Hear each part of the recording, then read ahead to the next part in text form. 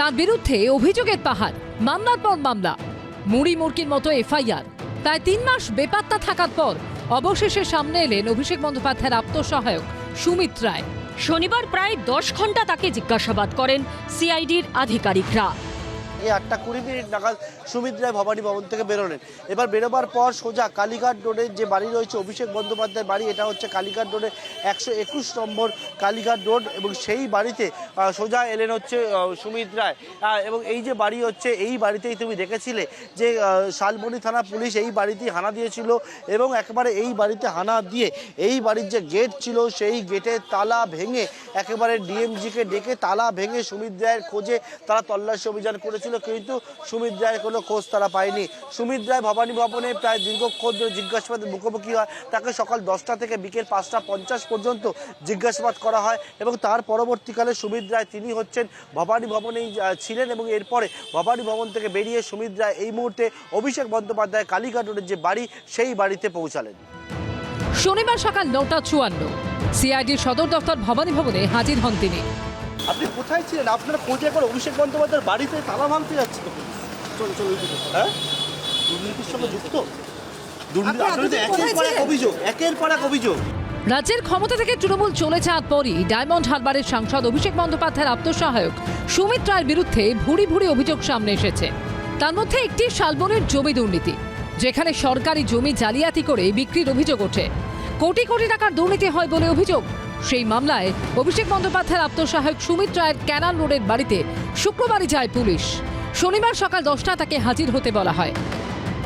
রাষ্ট্রবাদী সরকার প্রতিষ্ঠিত হওয়ার পর থেকেই পশ্চিমবঙ্গে সে কেবল পালিয়ে বেড়ায়, দৃষ্টি এড়ায় করে থাকা যাবে না। কেউ না কেউ কোনো না কোনো জায়গা থেকে তাদেরকে আনবেন। পশ্চিমবঙ্গের বর্তমান সরকার কাউকে কোনো পলিটিক্যাল ইমিউনিটি কিংবা পলিটিক্যাল লেভারেজ নিতে দেবেন না।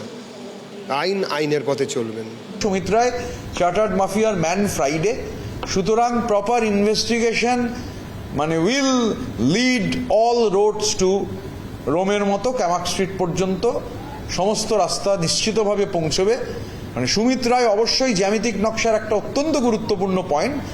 শালবনী মামলায় বেশ কিছুদিন ধরেই সুমিত রায়ের খোঁজে হন্যে হয়ে ঘুরছিলেন রাজ্য পুলিশের গোয়েন্দারা। তার নামে জারি হয় লুকআউট সার্কুলার এবং অ্যারেস্ট ওয়ারেন্ট। সুমিত রায়ের খোঁজে এর আগে অভিষেক বন্দ্যোপাধ্যায়ের বাড়িতেও তল্লাশি চালিয়েছে পুলিশ।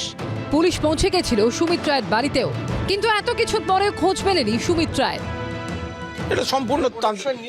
এটা সম্পূর্ণ তাদের বিষয়, কনসার্ন ব্যক্তির বিষয়। এ ব্যাপারে কোনো মন্তব্য করব না। আমি দলের মুখপাত্র, আমি অন্য কোনো ব্যক্তির মুখপাত্র নই, এবং যিনি রাজনৈতিক কোনো আমাদের পদাধিকারী নন তাদের সেই সব ব্যাপারে আমি কোনো মন্তব্য করব না। তদন্তে আজকে যিনি গেছেন, আইনের যা প্রসেস, সুপ্রিম কোর্ট যা বলেছে, এগুলোর সঙ্গে তৃণমূল এবং এই রাজনীতির কোনো সম্পর্ক নেই, ফলে এ বিষয়ে কোনো কথা বলছি না। গ্রেফতারের আশঙ্কায় আগাম জামিনের আবেদন নিয়ে বৃহস্পতিবারই সুপ্রিম কোর্টে দ্বারস্থ হন সুমিত রায়ের আইনজীবী।